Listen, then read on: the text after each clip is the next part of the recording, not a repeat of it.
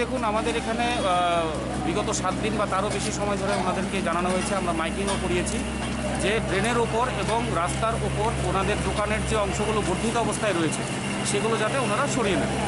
তো বলার পরেও দেখলাম গতকালকে আমাদের এএমসি অথরিটিও এখানে ভিজিট করেছেন, ওনাদের সঙ্গে দীর্ঘক্ষণ আলোচনাও হয়েছে এবং এটাই আমাদের সিদ্ধান্ত। আমার কাছে একদম পরিষ্কার ইনস্ট্রাকশন এএমসি অথরিটির যে ড্রেনগুলোকে ক্লিয়ার করতে হবে এবং সঙ্গে সঙ্গে এখানে যে পার্কিংগুলো রয়েছে, যে লোকেরা অ্যাকচুয়ালি এখানে তো কোনো পার্কিংয়ের ব্যবস্থা নেই, লোক যারাই আসছেন বা দোকানদার যারা রয়েছেন ওনারা কী করছেন, ওনাদের রেসপেক্টিভ দোকানের সামনেই কিন্তু বাইক বা অন্যান্য যে যানবাহন আছে সেগুলো পার্কিং করে জিনিসপত্র বিক্রিও করছেন, ক্রয়ও করছেন। তো ওই জিনিসটাকেও আমাদের মাননীয় মেয়র মহোদয় কিন্তু পরিষ্কারভাবে গতকালকের ভিজিটের পর বলেছেন যে এখানে রাস্তার দুই পাশে যে পার্কিংগুলো থাকে সেই পার্কিংগুলো কিন্তু আমাদের টিআরটিসিতে করতে হবে, টিআরটিসিতে নির্ধারিত পার্কিং জোন রয়েছে সেখানে করতে হবে। তো এই উপলক্ষে এখন আমরা এখানে আজকে এসেছি, আমরা ড্রেনগুলোকে পরিষ্কার করব যাতে মানুষের চলাচলের সুবিধা থাকে এবং মানুষকে যাতে রাস্তা দিয়ে হাঁটতে না হয় এবং এখানে যাতে ট্রাফিক কনজেকশন না হয়।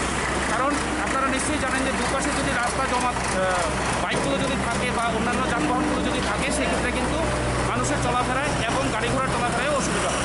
ওই জিনিসটাকে ইনশোর করার জন্য আজকে এখানে আমাদের আসা, আজকে আমাদের এই কাজ।